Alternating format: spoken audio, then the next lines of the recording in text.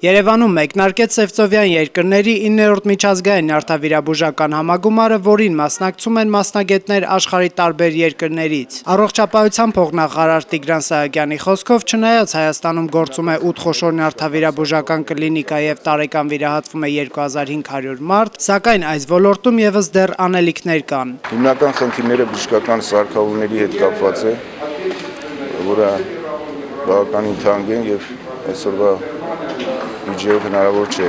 լիարժեք ապահովել, բայց կառավարությունը, պետությունը կամաց-կամաց, քայլ առ քայլ փորձում է առողջապահական ոլորտի ծախսային մասը ավելացնել, որպեսզի մենք կարողանանք լուծել հետագայում այս բուժսարքավորումների որակյալ տեխնոլոգիաների ներդրումը Հայաստանում։ Բայց կան նաև առանձին մասնավոր կլինիկաներ, որոնք իրենց ուժերով կամ բարերարների միջոցով փորձում են այս խնդիրը համալրել։